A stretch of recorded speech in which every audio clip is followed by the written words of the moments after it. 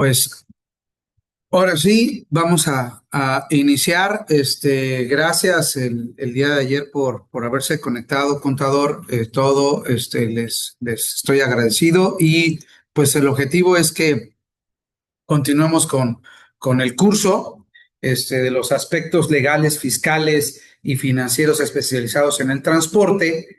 Y bueno, pues el objetivo del día de hoy es ver el sentido legal y tributario en la parte del IVA, darle una profundidad mayor. Voy a retomar un poquitito nada más lo que ayer vimos brevemente, para tenerlo fresco y me meto otra vez al sentido legal y tributario. Dentro de estos puntos vamos a ver el papel de trabajo que nosotros actualmente utilizamos en oficina, el despacho, para hacer los pagos provisionales. Vamos a llenar uno como tal y vamos a ver el llenado de esta información. Para ello me voy a apoyar con Fergie, que ya está aquí en la oficina, Fernanda, para estar en el mismo canal, ¿no? Entonces, se vale. Recuerden que el objetivo es que se pueda, ¿cómo se llama? Eh, Se pueda participar, pero pues siempre en forma ordenada, levantar la mano, pueden enviar preguntas específicas por WhatsApp. El material informativo voy a subir hoy, dos archivos, ahorita los subo en unos minutos más, y sesión de preguntas y respuestas. Y bueno, pues ahí está el chat, por si quieren, Alexis y Daniel, y no sé si alguien más del equipo de ustedes quiera informarse, pues ahí pueden hacer algunas preguntas, se vale. Va, de todas maneras, ustedes ya tienen mi contacto y todo y pueden ahí estar atentos. Entonces, ahí está el código QR donde viene la liga para en Google Drive poder descargar información, apuntes y libros. Es- Correcto. Se va a hacer, bueno, ahí tenemos mucha información, tanto el libro de coordinados como algunos apuntes, información adicional. En los ejercicios tengo dos archivos, uno que es en Excel donde viene pues toda la legislación o todos los artículos vigentes que son aplicables en términos de seguro social, de impuesto a la renta, de obligaciones de los transportistas, IVA, ejercicios, cálculos, por qué el acuerdo IUS-Canacar puede ser económicamente mucho más factible y deducible, ¿no? Principalmente en esos puntos. Y bueno, tenemos lo de sanciones, que en algún momento ya se nos haya pasado, sanciones por términos, o por títulos que les permitirían a ustedes que en dado caso hay algún tipo de sanción o multa, ver si procedió, si está bien y qué lo fundamenta para que puedan ya automáticamente revisar, descargar o en los mismos leyes y reglamentos, en la carpeta, ahí les puse todos los reglamentos que son aplicables. Y bueno, lo de la presentación es tanto el archivo de todo el informe, como la presentación que actualmente están viendo. Entonces, pues arrancamos con esos puntos. Ayer pues, estuvimos platicando un poquito de la importancia que tiene el sector de autotransporte en México. Hablamos de que lo que se produce en México prácticamente todo se mueve vía terrestre. Hablábamos del comercio internacional, qué impacto tiene aquí en México el transporte, inclusive la comparativa con otros sectores económicos que el transporte pues lleva un crecimiento. Y bueno, pues hablábamos del sentido formal. Fernanda nos ayudó con este punto donde hablábamos de dónde emana la parte de de la carta aporte, ¿no? Y pues, ¿por qué la carta aporte? Porque al fin y al cabo ese es el contrato mercantil del transporte. Y teniendo en claro ese punto, pues ya hablábamos del código de comercio, que te habla de los términos y los conceptos, los requisitos, el reglamento de autotransporte federal y servicios auxiliares, qué dice el código fiscal, todo lo relacionado y todo lo vinculado con ese aporte de mercancías, de la resolución miscelánea, las vías generales de comunicación y la ley aduanera.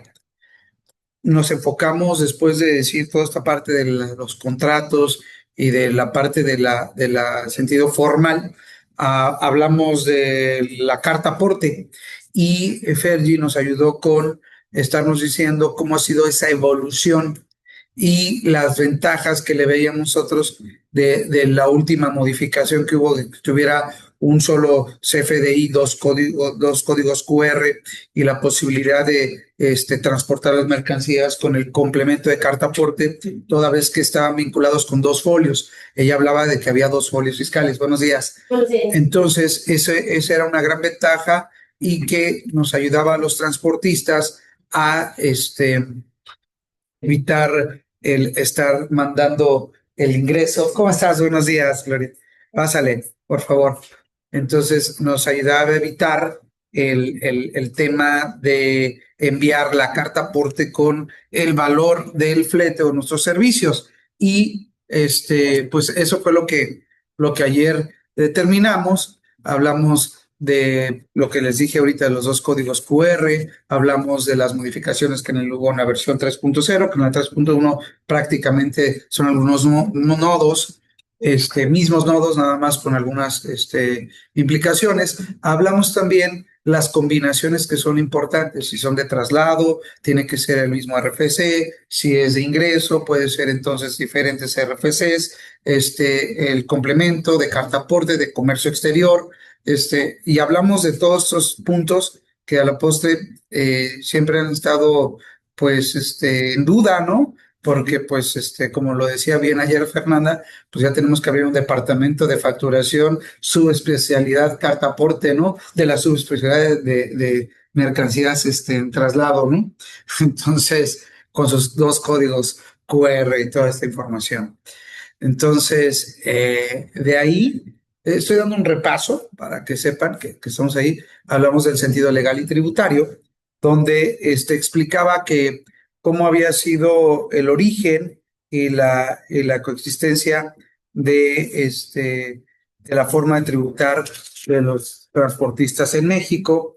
Y ya que empecé a hablar de la historia, me centré en la actualidad, ¿no? Que cuáles son las obligaciones que tienen y me fui a los aspectos generales. Entonces, el día de hoy, el objetivo es que profundicemos un poquito más en el sitio legal tributario. Voy a hablar de los ingresos. Me traje aquí nuestra Biblia, ¿no? Nuestro juramento. Y quiero reafirmar y profundizar un poquito más en las obligaciones, dónde está y todo, ¿para qué? Para que quede claro y que, como decía un gran amigo en un trabajo, pasar de no sé que ni sé a ya sé que no sé, ¿no? Entonces, eso es un gran paso porque, bueno, por lo menos sabes que existe, sabes dónde está y ya nada más es cuestión de buscarlo, aprenderlo y pues, enfatizarlo. Entonces, hasta ahí es el punto y yo creo que se van a ir incorporando más compañeros, ¿no? Entonces, voy a parar un poquito mi presentación, me voy a ir hacia la parte de Word, donde tenemos ahí esa información. Entonces, aquí voy. Aquí está el informe. Bueno, si hay algo que no esté claro o algo así, me avisan, por favor, ¿va? Bueno, lo voy a poner acá abajo para que no me estorbe. O bueno, así, más fácil para mí. Listo. Ahí está. Bueno. Entonces, entrando en materia otra vez aquí con la parte de los coordinados, ¿no? Bueno, y también el objetivo es que vamos a profundizar en los pagos provisionales. Fergie nos va a presentar la parte de los pagos provisionales, ahorita que empiece con esto. Ya había hablado de los sujetos el día de ayer, quién era el objeto, la base, el pago del impuesto y la definición de los coordinados. Sin embargo, quiero enfatizar en esta parte, en la forma de tributar y los ingresos que son acumulables para los coordinados. ¿Por qué lo quiero enfatizar? Porque ayer habíamos platicado que los coordinados, igual que las personas físicas y los que están dedicados exclusivamente al autotransporte de carga general federal, pueden estar tributando en términos del capítulo séptimo del título segundo de Impuesto sobre la Renta, que habla personas morales coordinados, y que ellos, a su vez, van a ser en base a flujo. Hasta ahí estábamos en el mismo canal, ¿no? Y él les estaba diciendo que cuál era la diferencia entre la persona moral, régimen general, que paga los impuestos de acuerdo al momento que los factura, bla, bla, bla, y no así como los coordinados. Sin embargo, yo me voy a saltar ahorita estos puntos para irme precisamente en estos de aquí, los contribuyentes dedicados exclusivamente al autotransporte de carga. Y nos hablaba que del artículo 72, que ahorita lo voy a presentar de este lado. Ah, acá está.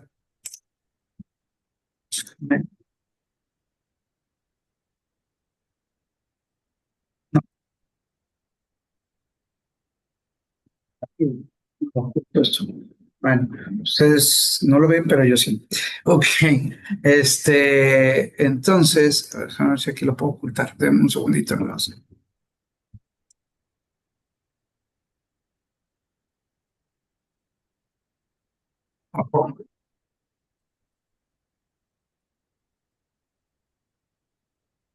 Listo, ya está.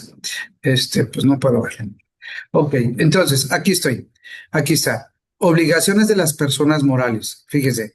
Dice, los contribuyentes que obtienen ingresos señalados en este título, además de las obligaciones establecidas en los artículos de esta ley, tendrán los siguientes. Es decir, esas son las obligaciones que tiene el sector del transporte. Y prácticamente son cinco puntos los que son los importantes. Los otros no es que no sean importantes, claro que lo son, pero es difícil que se vaya dando en esos contextos. Y si se dan, pues bueno, ya aquí los voy a mencionar de forma general. Entonces, primero, dice que cuáles son las obligaciones de esas personas, de los coordinados, llevar contabilidad de conformidad con el Código Fiscal de la Federación y su reglamento de esta ley. En nuestra presentación, cuando lleguemos a la parte de la contabilidad, ahí voy a hablar cuáles son esos requisitos. Pero bueno, dice llevar contabilidad. Muy bien. Expedir comprobantes fiscales por las actividades que realicen. Claro. Emitir los FDIs en términos de la 29-29A del Código Fiscal de la Federación. Y recordemos que ahí también todo lo que decía de la carta aporte que tiene que cumplir. Y que también hablábamos de en qué momentos nos permite la ley no emitir un complemento de carta aporte, como se exime de esa obligación. Expedir comprobantes fiscales en los que asienten el monto de los pagos efectuados que constituyan los ingresos de fuerza de riqueza ubicada en México. Y lo pone en esos términos porque, pues al fin y al cabo, la riqueza en México es lo que es parte del objeto de la ley impuesto sobre la renta, de acuerdo con lo previsto en el título quinto de esta ley, ¿no? O los pagos efectuados a los establecimientos y el extranjero en instituciones de crédito del país en los términos del artículo 48. Bueno, muy bien, o sea, los FDIs. Formular un estado de posición financiera y un levantamiento de existencias a la fecha del término del ejercicio. Esto no es nuevo, o sea, esto viene también en los otros títulos y en los otros capítulos y artículos que habla de que deben de tener un estado financiero y que deben de tener un inventario. Por ejemplo, la empresa de transporte, ¿qué inventario podría tener? No nada más la parte de las refacciones, que ojo, ahí voy a tocar un tema importante. Hace poquito tuve junta con un ministerio público y él platicaba que no están dando concesiones LACRE para para el almacenamiento de combustible, llámale diésel, pensando en el tractocamión. Entonces, A mí me saltó ahí algún tema importante porque muchos del sector del transporte tienen tanques de autoconsumo, pero deben de verificar que tengan todos los permisos, porque si no, podría tipificarse como un delito federal. Es decir, no nada más es el tema de que tengas ahí un tanque en tus instalaciones y dependiendo del volumen podría ser tipificado. Es difícil, pero ya vi un caso. Entonces, sí tienen que tener mucho cuidado. Eso fue el día lunes, por eso fue parte de la que tuve que mover la clase, pero sí, sí es muy importante verificar los permisos y autorizaciones de la CREI. Si no se tienen, pueden estar metidos en un delito federal por todas las modificaciones que hubo. ¿Va? Bien. Entonces, presentar declaración en la que se determine el resultado fiscal del ejercicio o la utilidad gravable del mismo monto y el monto del impuesto correspondiente ante las oficinas autorizadas dentro de los 3 meses siguientes a la fecha en que se termine dicho ejercicio. Es decir, ¿qué mes sería, Fabi? El mes de marzo. Es decir, si se termina el 31 de marzo, digo, de diciembre, el 31 de marzo es tu deadline, tu fecha límite para presentar la declaración anual. Hasta ahí estamos, ¿verdad, Gloria? Eso creo que está en el dominio público. Pero ¿qué pasa si es una persona física? Porque aquí está hablando de las personas morales, estamos hablando de los coordinados, pero las personas físicas, ¿cuándo?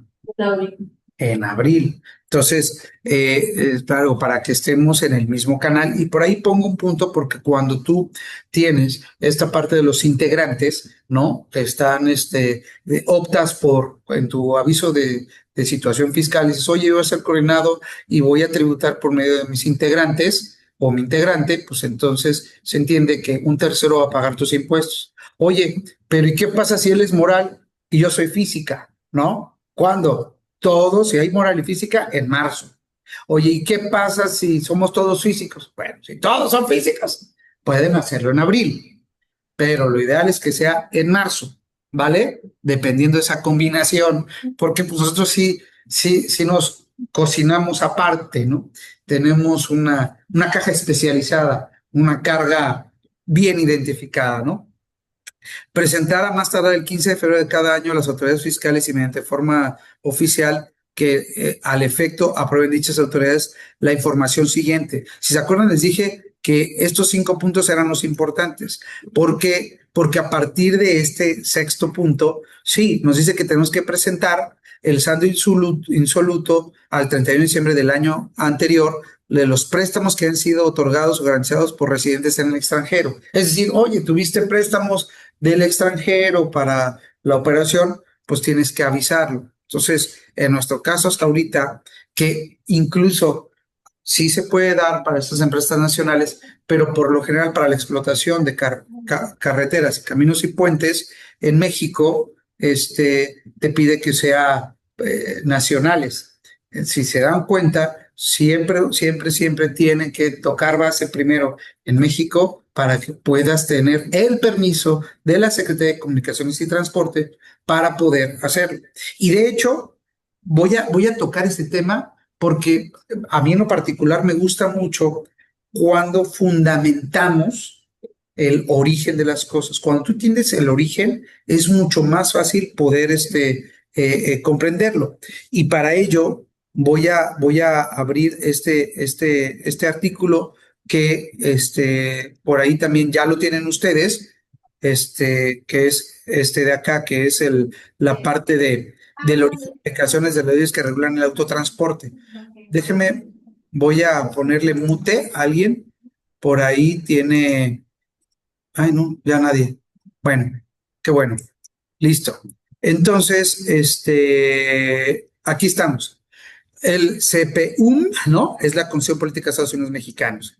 Y te dice que de las facultades del Congreso y que en el artículo 73 del Congreso faculta en su fracción 17 para dictar leyes sobre vías generales y de comunicación.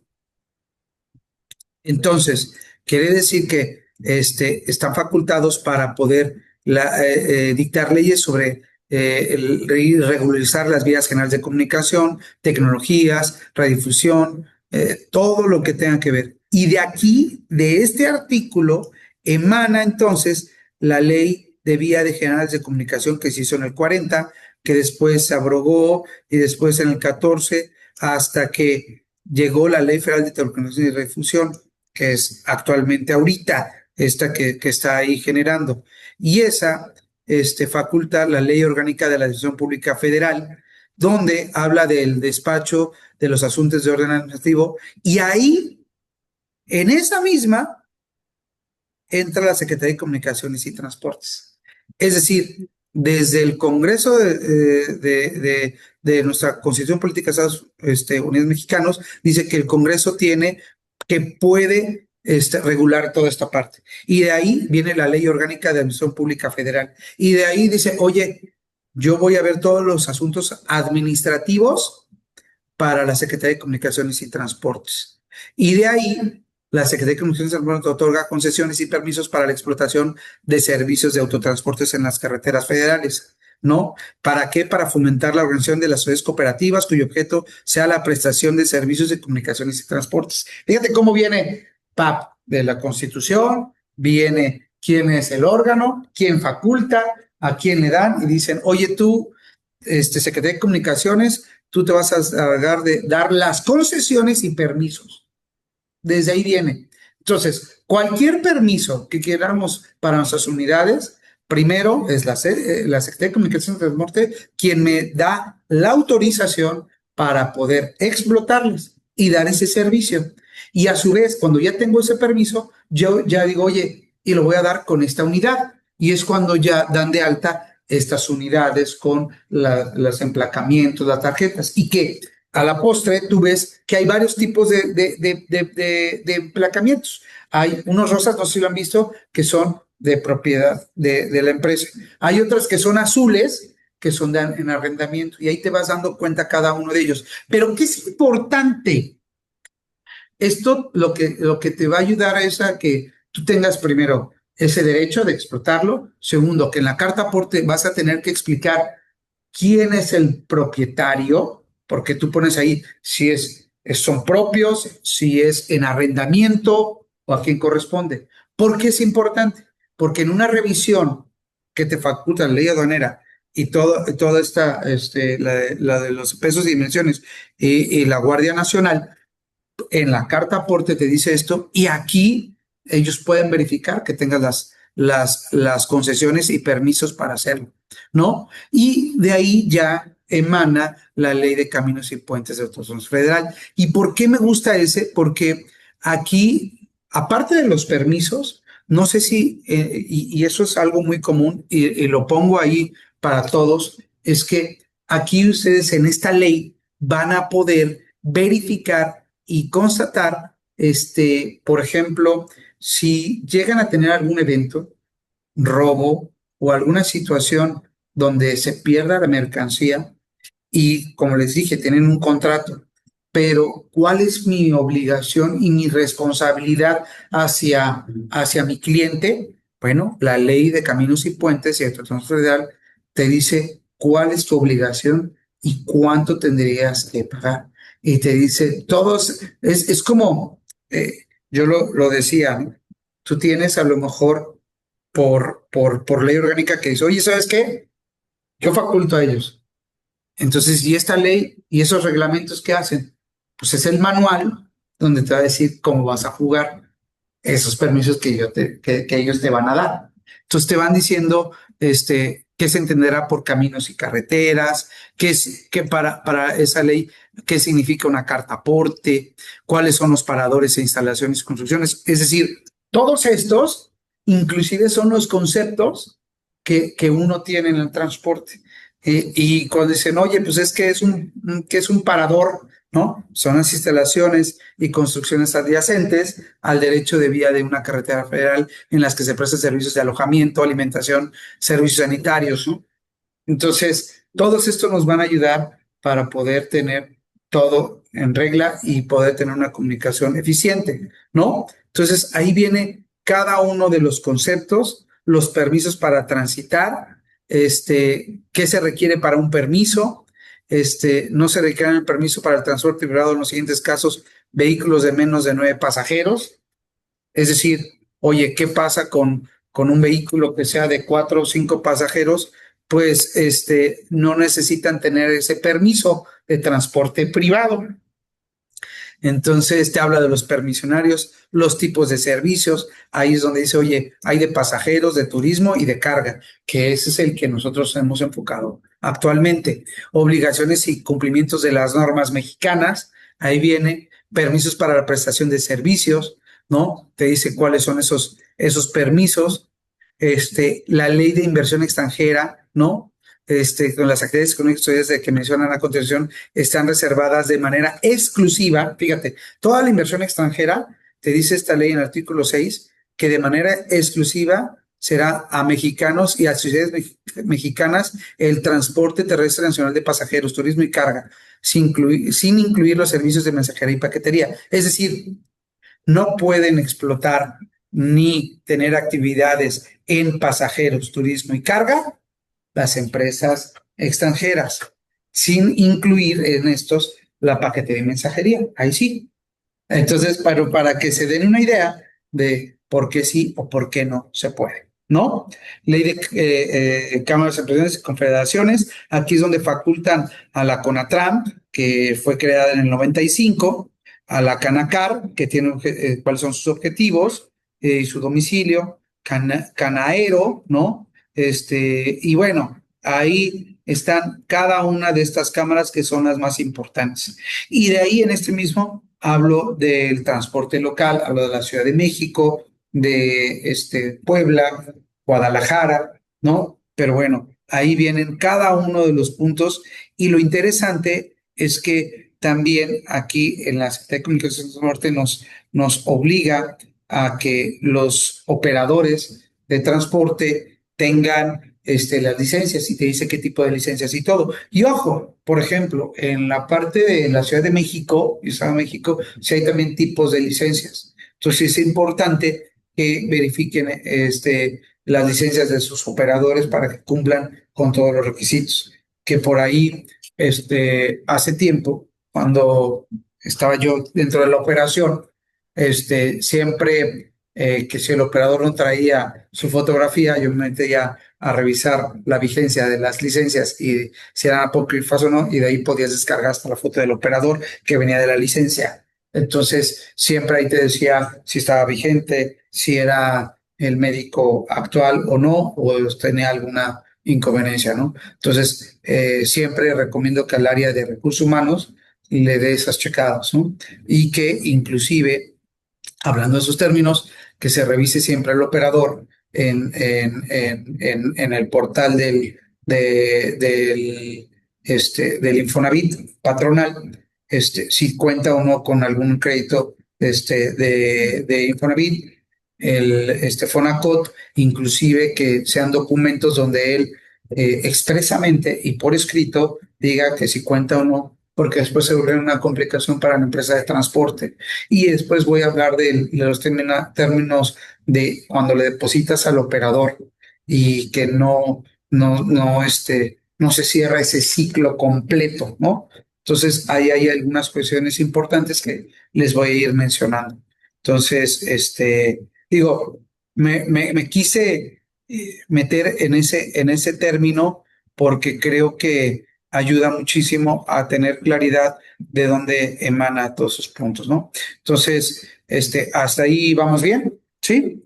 Bueno, muy bien. Entonces, estábamos hablando de las obligaciones y en esta misma ley, voy a ponerlo aquí donde está, no, esta no es.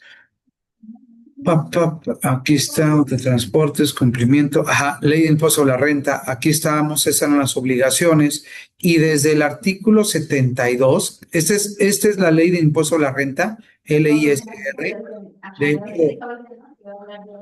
Ahí se las puse. Déjenme, lo voy a poner mute. ¿Listo? Ahí se las puse para que lo pudieran ver. Déjenme, bueno, no sé cómo ocultar. Ok, ahí se las puse.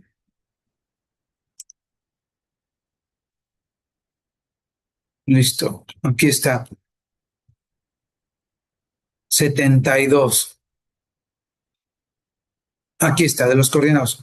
Aquí habla de que se consideran como coordinados, habla de que los coordinados calcularán y integrarán, fíjate, calcularán y integrarán por cada uno de sus integrantes los pagos provisionales en los términos del 106 de esta ley, ¿no? ¿Y qué nos dice el artículo 106 de los pagos provisionales? Ahorita los vamos a ver. Entonces, aquí habla que tendrán que, por cada uno de sus integrantes, hacer los pagos provisionales. Al resultado obtenido conforme esta fracción se le aplicará la tarifa del citado artículo tratándose de personas físicas o la tasa establecida en el artículo 9. Es decir, habla ahí ya de que, oye, o le aplicas la tasa de que le corresponde a las personas morales, que es el 9, que es el 30%, o te vas a la que le aplican las personas físicas, dependiendo, ¿no?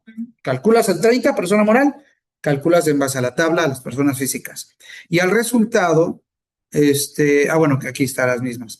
Para calcular y integrar el impuesto del ejercicio de cada uno de sus integrantes, determinarán la utilidad gravable del ejercicio aplicando lo dispuesto en el artículo 109. ¿Qué dice el artículo 109? Es el cálculo de impuesto del ejercicio para los contribuyentes que se refiere a esta sección.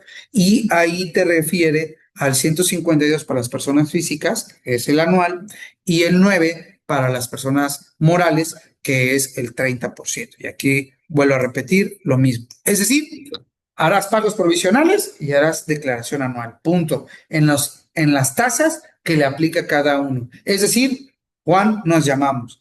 Si es anual, va a ser así. ¿Va? Muy bien. Contra el impuesto que resulta a cargo en los términos del párrafo anterior. El impuesto del ejercicio se pagará mediante declaración que se presentará a las personas morales durante el mes de marzo del año siguiente, lo que decíamos, ante las oficinas autorizadas o aquí, siempre es importante la resolución miscelánea. ¿Qué es la resolución miscelánea? ¿Entendemos ese concepto de la resolución miscelánea? A mí me gustó y aquí lo tengo en mis temarios. A ver, por aquí lo debo de tener. Ajá, mira, y lo decía hace ratito también. En resumen, la resolución general es como el manual del usuario de todas las leyes del impuesto a la renta, Código Fiscal de la Federación. Ahí dice lo que debes de hacer en la resolución y cómo debes de hacerlo en la práctica y se actualiza seguido porque va variando. O sea, por ejemplo, cualquier aviso que necesites hacer a la autoridad, de algún cambio o modificación. Y ojo, ahí es donde tienes que ver en la ficha que te dice la resolución en el anexo 1A, te dice qué tienes que llevar, cómo tienes que presentarlo, en dónde, qué documentos, y eso es sumamente importante, porque en los últimos tiempos, cuando con tantos cambios, pues ya no es así de, ay, voy y como lo hacía hace unos 5 meses atrás, ya no procede. Ha habido modificaciones y aquí también les voy a hacer esa mención para que sepan ustedes cómo deban de presentarlo. Acá está. Mira, por ejemplo, resolución miscelánea. Aquí debo de tener. A ver, voy a abrirlo.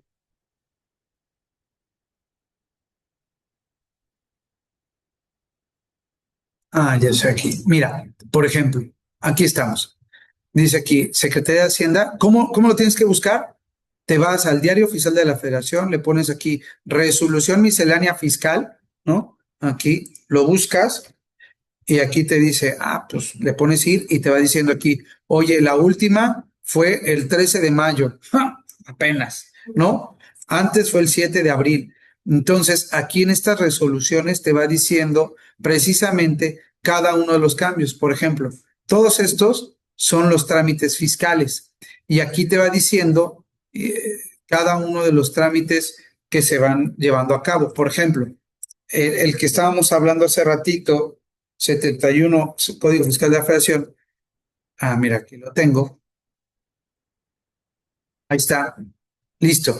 Aviso de actualizaciones de actividades económicas y obligaciones. Entonces, aquí te va a decir qué trámite tienes que llevar a cabo para poder presentar este. De hecho, aquí debe de estar el,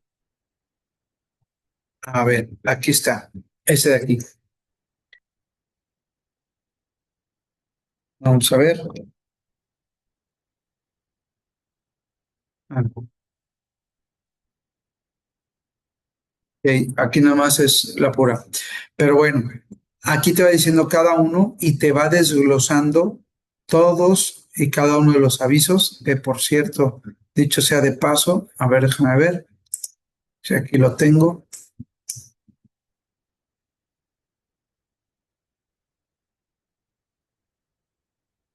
Hasta, mira, aquí te dice, por ejemplo, este, fíjate, para que sepas, ahí dice, aviso de actualización de actividades económicas y obligaciones es un trámite.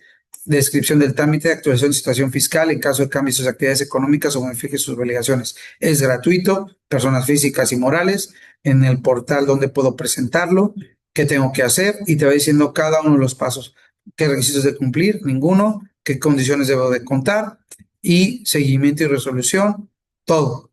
Entonces, si ustedes esto lo buscan, aquí es la forma de todo lo que debe llevar. Entonces, cualquier trámite que quieran hacer, aquí lo pueden encontrar. ¿Va? ¿Sale? En las fichas técnicas. Bueno, muy bien. Entonces, sigamos. Entonces, ahí vienen todos estos puntos. Efectuará por cuenta de sus integrantes las retenciones y entero de las mismas y en su caso expedirá las constancias de dichas retenciones, lo que les había dicho el día de ayer del complemento. ¿Sale? Que es decir, oye, pues ya les hice las declaraciones, tengo que informarles a ustedes a más tardar el 31 de enero del año siguiente todos los ingresos y hacer la liquidación. Y para ello, ahorita vamos a hablar del reglamento. Llevar un registro por separado de los ingresos, gastos e inversiones de las operaciones que realicen a cuenta de sus integrantes, cumpliendo con lo establecido en las disposiciones de este código, de la ley del Código Fiscal de la Federación. En el caso de las liquidaciones, se emitirán en los términos del sexto párrafo del artículo 73 de esta ley, que a la postre, el artículo 73, miren, aquí está, ahí, bueno, aquí está. Dice que es el artículo 73 de esta ley. Entonces dice, tratándose de las personas físicas que cumplan con sus obligaciones fiscales por conducto de varios coordinados, de los cuales son integrantes, cuando sus ingresos provengan exclusivamente del autotransporte terrestre de carga o pasajeros, deberán solicitar a los coordinados de los que sean integrantes la información necesaria para calcular y enterar el impuesto sobre la renta que les corresponda, excepto cuando ellos hayan ejercido la opción de 72 de la fracción 2, que es que ellos tributen a cargo de los integrantes. Y para calcular el impuesto de ejercicio aplicarán los impuestos del artículo 109. ¿Qué te dice el artículo 109? Lo que dije, los pagos provisionales. ¿Va? Bien. Entonces, bueno, eso ya son los del sector primario. Bueno, entonces, aquí te va diciendo cada uno, pero lo que me interesa muchísimo recalcar es que dice aquí que para los efectos de este código se consideran contribuyentes dedicados exclusivamente a la actividad de transporte aquellos cuyos ingresos por dichas actividades representen al menos el 90% de sus ingresos totales, lo que decía hace ratito. Y en ese mismo término te dice que para efectos de poder personas morales tributar, estarán en lo dispuesto del artículo 102. Y el artículo 102, que lo voy a poner porque sí es muy importante aquí mencionarlo, va para allá, pa, ¿qué quería?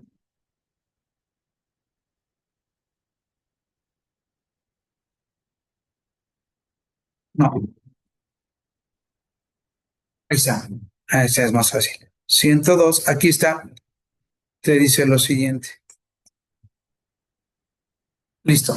Para efectos de esta sección, los ingresos se consideran acumulables en el momento que sean efectivamente percibidos.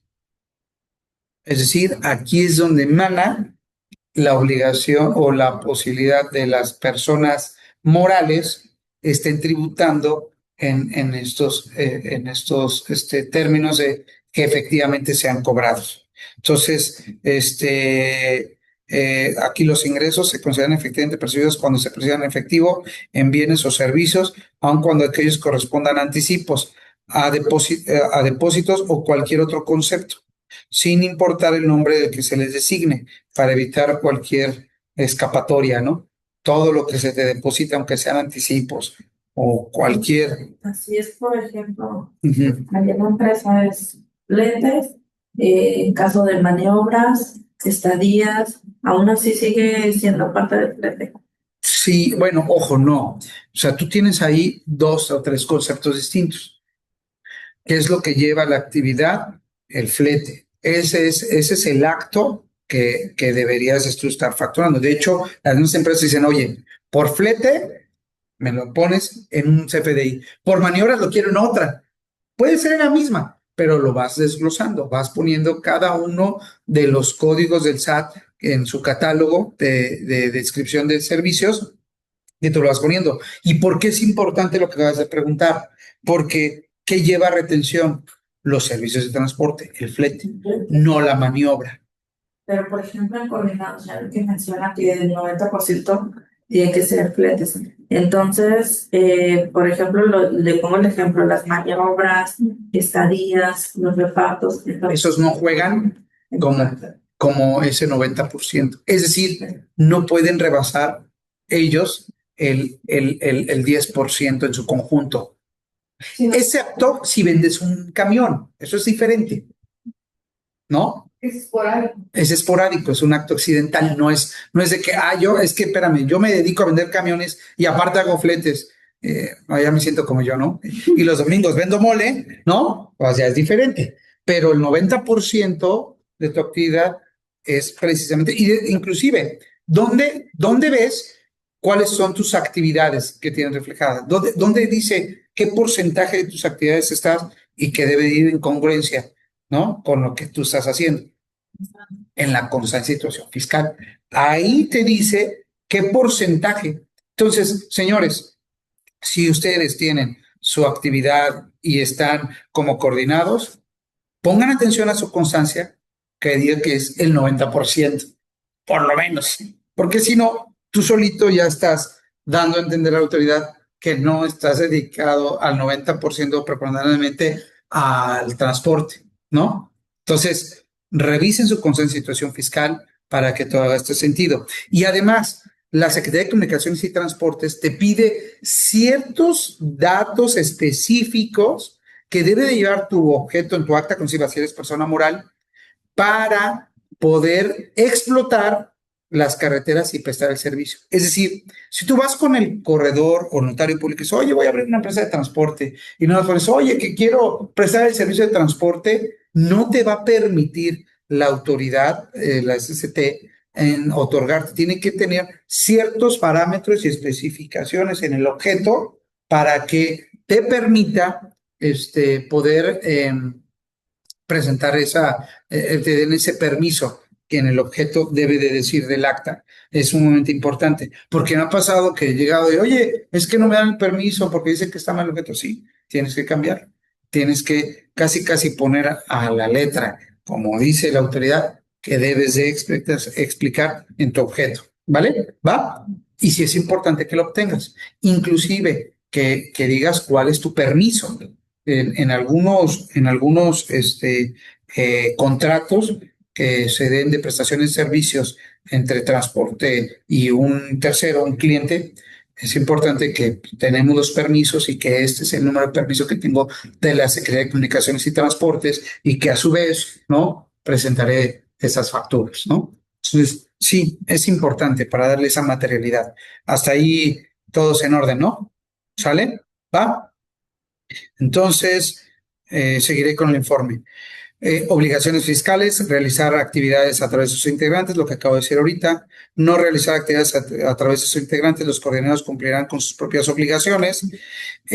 Realizan actividades, cuáles son las responsabilidades, lo que les dije. Y eso también viene en el Código Fiscal de la Federación, la responsabilidad solidaria, que de hecho hay por ahí algunas personas que hacen ciertas estrategias. Como hay estímulos que tienen el sector de transporte, algunos han aprovechado que el Código Fiscal de la Federación te permite que, oye, fíjate que está Fabi, ¿no? Por ejemplo, está Fabi y dice Fabi, oye, fíjate que quiero que tú seas mi responsable solidario para pagar los impuestos. ¿Puedo hacerlo?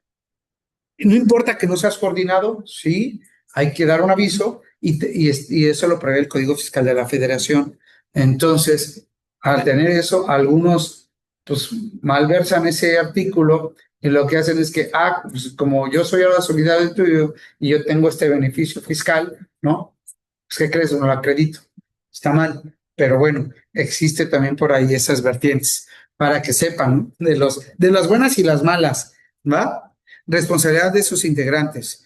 Para los efectos de esta ley, el coordinado se considera como responsable directo, transparente, del cumplimiento de las obligaciones fiscales a cargo de sus integrantes respecto de las operaciones realizadas a través del coordinado. ¿Por qué?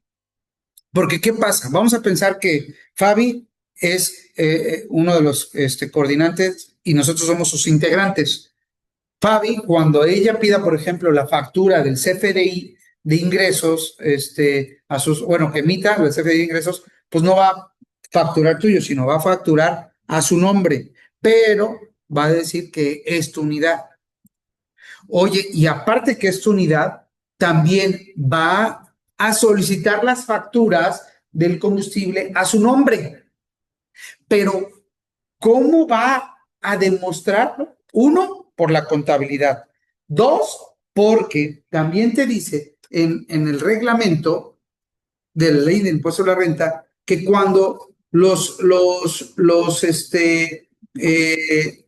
coordinados hagan y emitan esa liquidación donde, oye, ya tengo toda tu contabilidad registrada también dentro de la mía integrante en mi contabilidad y que fui separando, tengo que hacerte una liquidación, lo que decía hace ratito, donde viene en el reglamento cómo y qué debe de traer esa liquidación, que esa liquidación debe de traer, y eso viene en el reglamento de la ley de impuesto a la renta, en el artículo 100, debe de contener el nombre o razón social, por ejemplo, en este caso, de quien recibió todos los ingresos y todos los gastos, que en este ejemplo que estoy viendo, sería Fabi, ¿no? Entonces, Fabi, bla, bla, bla, domicilio fiscal, RFC tal, ¿no?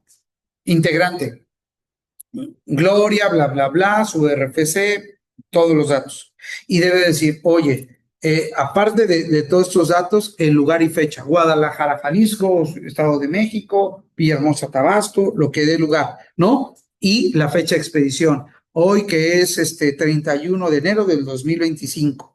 Nombre del integrante, que lo dije, la descripción global de los ingresos. Oye, por concepto de fletes, tanto, retenciones, tanto, bueno, IVA tanto, retenciones tanto, maniobras tanto, IVA tanto. Entonces vas poniendo uno. Y tienes que tener un desglose completo de cada uno de los viajes y facturas y folios UID que dan lugar a ese monto que tú estás determinando en esa liquidación.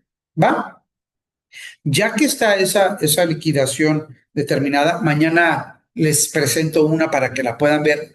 Debes de poner ahora todos los gastos que tuvo esa unidad y ese integrante, ¿no? Tuyo, donde al final debes de poner la leyenda que son gastos prorrateados cuando, o de tus integrantes, cuando tú tengas, por ejemplo, oye, tengo un gasto en común, vamos a pensar que el patio, ¿no?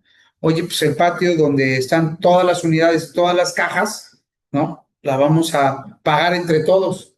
Entonces, vamos a pensar que fueran 10 unidades y son de 10,000 pesos la renta del patio. Entonces, cada unidad se le va a aportar 1,000 pesos. Entonces, ahí decir, es a través de sus integrantes. Y todos esos FDIs están a nombre de ella, de Fabi. Y Fabi te lo va a presentar y te tiene que dar esa constancia. ¿Va? ¿Sale? Pero si la renta del patio no extiende factura, Pues tienes un problema porque pues no tienes un comprobante fiscal. Y para ello, ¿qué opciones hay? Ahorita hay una buena pregunta. ¿Alguien puede decirnos, si no hay un comprobante fiscal, qué ventaja tiene este sector? La facilidad administrativa de la deducción ciega. Así es, la deducción ciega. Sí, lamentablemente ahorita es tuerta, porque antes no tenías, fueron cambiando, y ahorita lo voy a poner para que lo puedan aquí percibir. Miren, acá lo tengo, deducción ciega. Mira, ahorita que hice esta pregunta. Los contribuyentes que opten por esta deducción deberán efectuar pagos provisionales a cuenta del impuesto. Pero bueno, antes de esto, acá está ya, miren. Aquí está. Regla 2.2. ¿A qué nos estamos haciendo?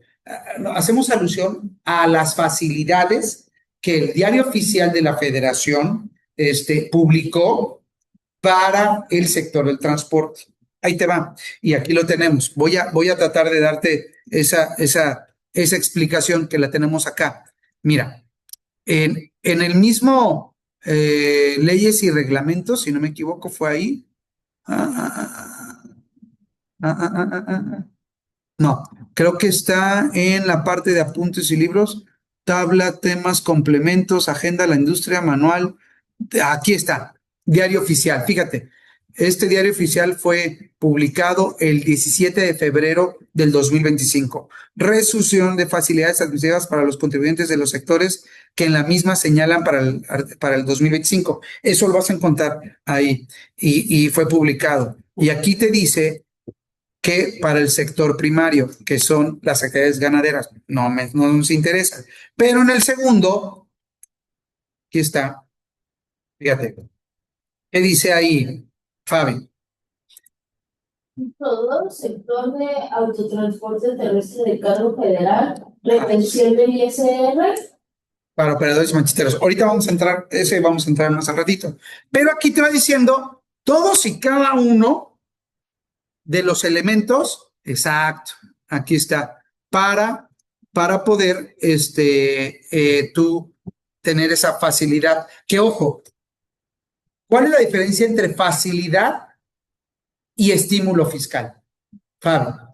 Pues una facilidad es que algo pues te facilita en hacer, o sea, algo que puedes hacer sin problema alguno. Y un estímulo, yo lo veo más o menos como te está ayudando, te está estimulando a que se te haga fácil de hacer. Así es, muy bien, me gusta mucho. Considerando, ahora sí que parafraseando lo que está diciendo Fabi, es que la facilidad no tiene que ver con algo económico como tal per se, sino que de todas las reglas que tengo, te la voy a hacer sencilla. Te ayuda a simplificar. Te ayuda a simplificar el cumplimiento. Y hay otras que dicen, oye, no es para simplificar el cumplimiento, te voy a dar dinero, te voy a apoyar contra tus impuestos. Estímulo y facilidad. Facilidades, hay varias. Estímulos, hay poquitos. Pero bueno, digo, van estimulando y está interesante. ¿Qué dice aquí en esta regla 2.2 del título 2 del sector de autotransportes para los estímulos fiscales?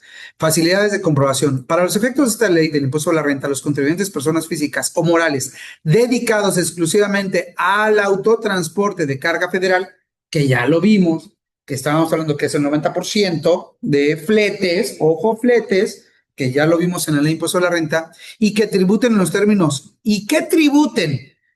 términos, del título 2, personas morales, capítulo 7, coordinados, o título 4, personas físicas, ¿no? Capítulo 2, ¿no? De la sección del impuesto a la renta, podrán deducir hasta el equivalente de ¿cuánto? ¿Qué dice aquí, Fabi? Del 8%. 8% de los ingresos propios de su actividad.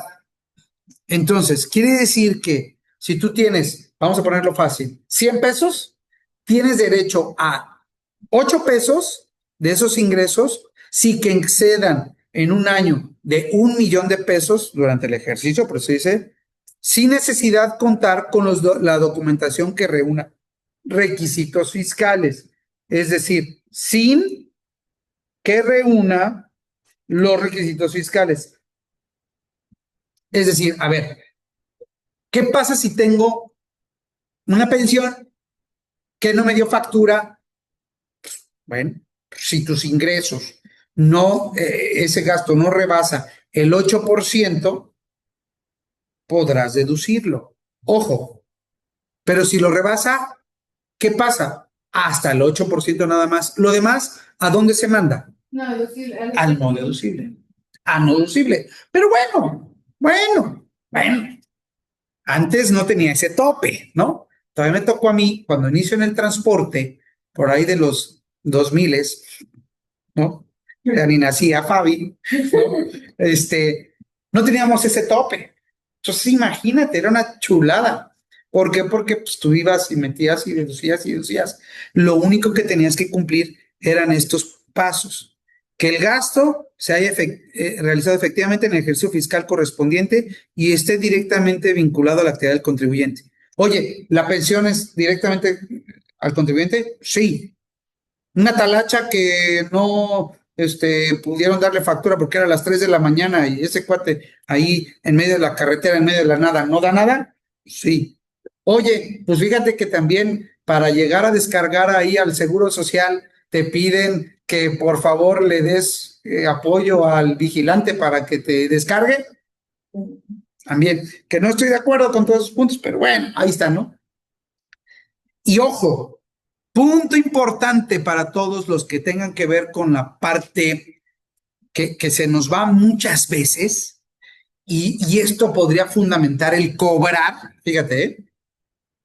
¿Qué pasa cuando tú, te dice, por ejemplo, hay un cliente muy famoso que tiene, laboratorios, y te dice, oye, yo quiero que vayas y que descargues la mercancía acá y va a ver el maniobrista X y le pagas tú y tú me lo cobras a mí. Así es, yo te pago la maniobra a ti y tú a él, pero él no te da factura, por eso pide que tú se lo factures. Aquí yo he visto mucho en la práctica y aquí debería ser muy importante que deben de cobrar, oye, sí, este maniobrista me cuesta 1,000 pesos. Vamos a poner el número 1,000 pesos por descargar el camioncito. Ok. Oye, empresa laboratorios, yo no te voy a cobrar 1,000 pesos. Te tengo que cobrar 1,000 pesos más el 16%. ¿Por qué?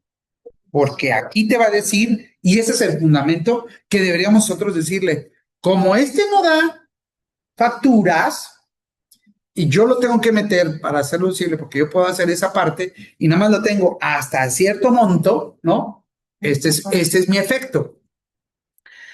El gasto debe estar efectivamente. La erogación por la cual se aplique la facilidad de estar registrada en la contabilidad del contribuyente por concepto y en forma acumulativa durante el registro fiscal. Es decir, debemos de tener una cuenta específica que se llame deducción ciega.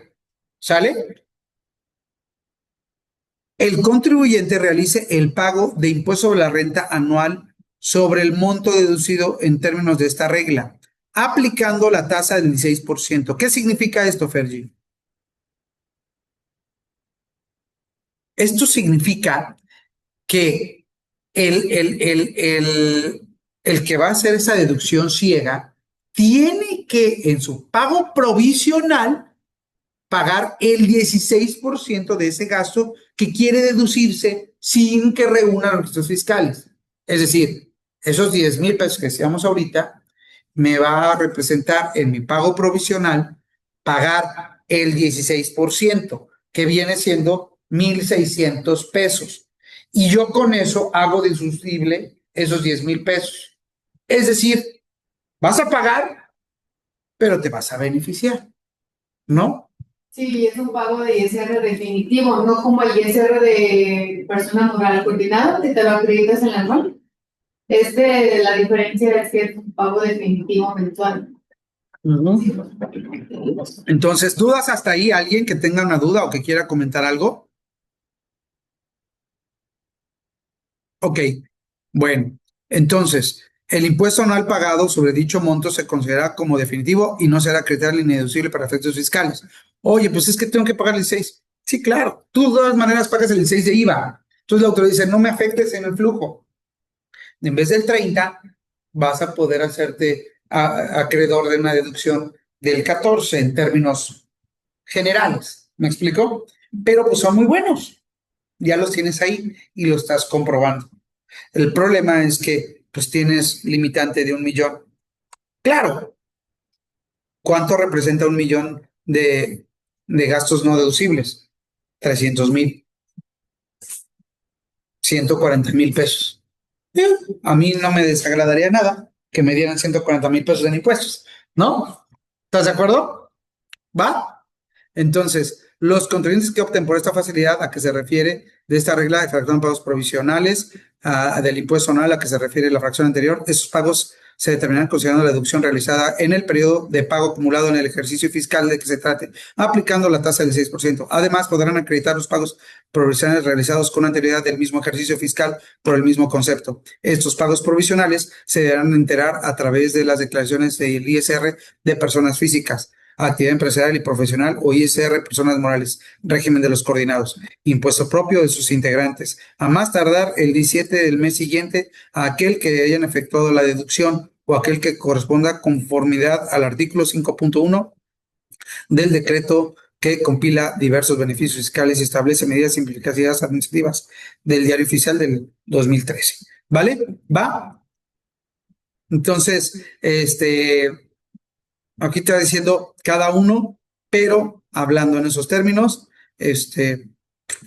está bastante bien. Entonces, ahí ya tenemos la deducción, ahí es donde lo que te dije hace ratito, no, está, por aquí lo tengo.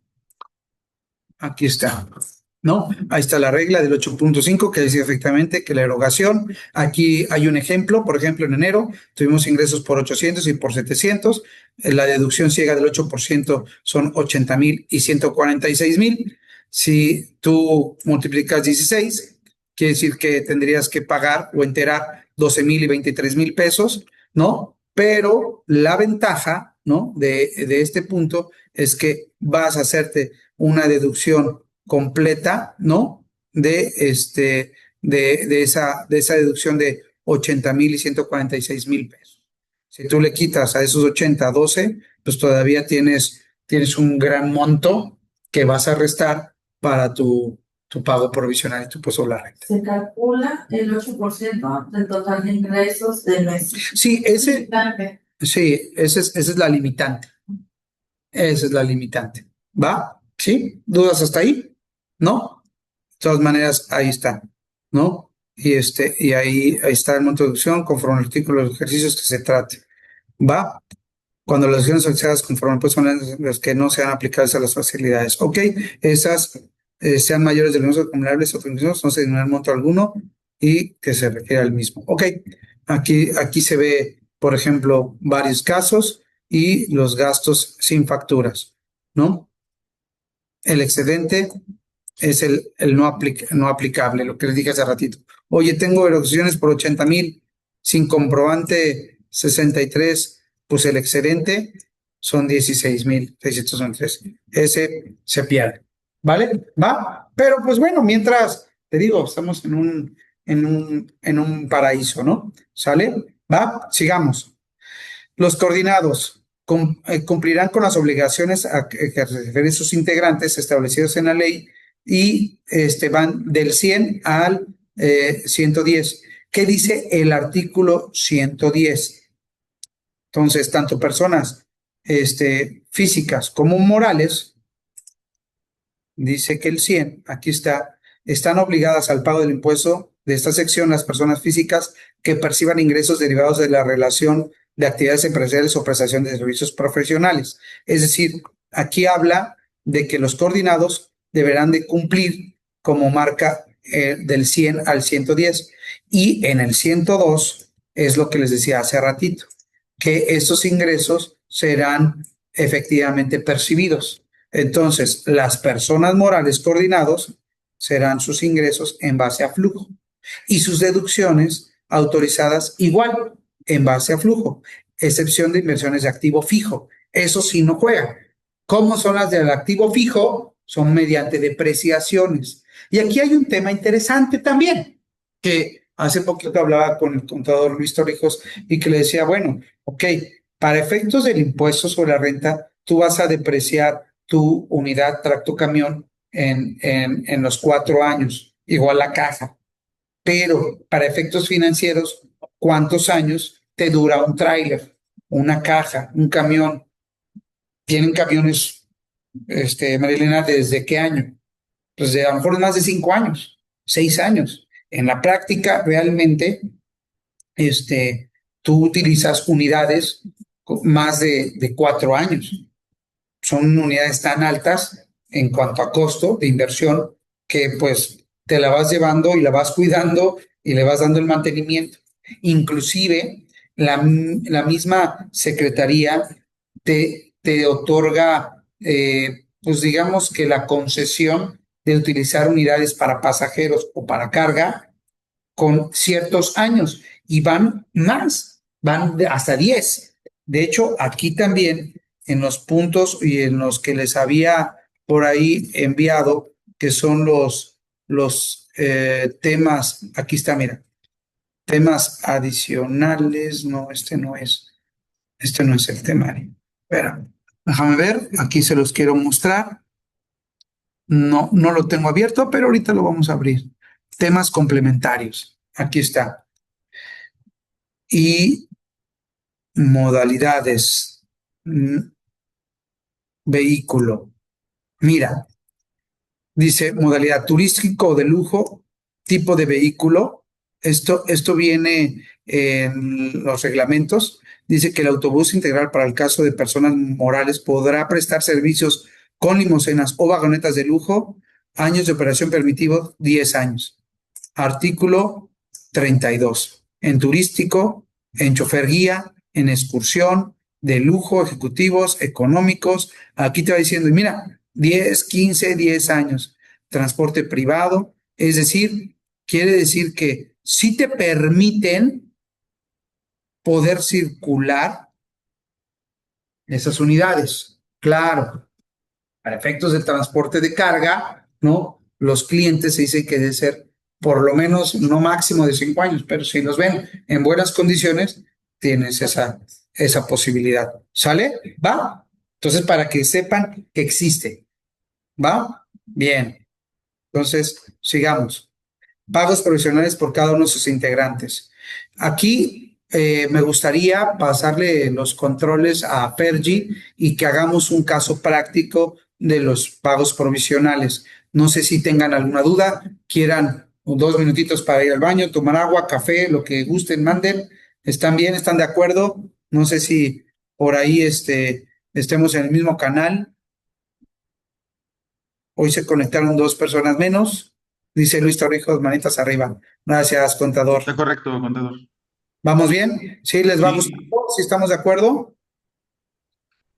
sí, es correcto, nos parece bien.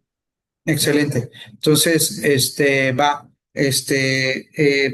¿dudas o avisos? ¿No? ¿Todo en orden? ¿Va bien? Entonces, ¿quieres café, Ferry, o algo? Nada más, si quieres, damos un minutito o dos, ve abriendo tus carpetas y lo hacemos. ¿Va? Mientras voy a poner aquí mute. Denme 2 minutitos. Voy a ponerle pausa al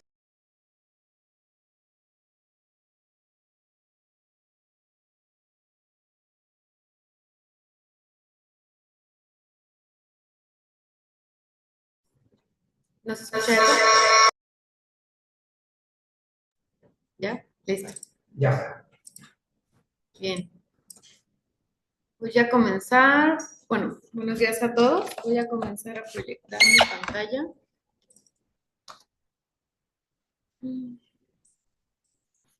Ya la estamos viendo. Ok. Bien. Vamos a revisar la presentación de los impuestos de una persona moral que tributa en el régimen de coordinados. Esa es una persona moral. Este papel de trabajo no lo van a poder ver en la carpeta que les compartimos, pero igual a quien le interese, pues nos lo hacen saber para hacérsela llegar. Bueno, empezamos con los ingresos cobrados. Por ejemplo, aquí tenemos la información hasta enero, febrero, marzo de ingresos por fletes, ¿sí? Aquí permítanme hacer un ejercicio que era lo que nos comentaba nuestra compañera aquí presente, que dentro de la actividad de fletes, pues es inevitable que no existan maniobras, que no existan pistas. Entonces, en este caso, por ejemplo, de esta empresa, al mes de marzo tenemos ingresos cobrados, ¿sí? No facturados, esto es lo cobrado, de 11.617.000 y ingresos por maniobras cobrados de 2.633.000. Vamos a revisar la proporción, que no rebasemos, que el 90% de nuestros ingresos sean fletes. Nuestro 100% son 14 millones. Bien, 14 millones entre las maniobras tenemos que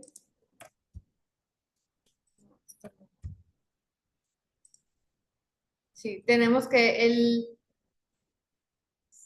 5% de mis ingresos totales corresponden a maniobras.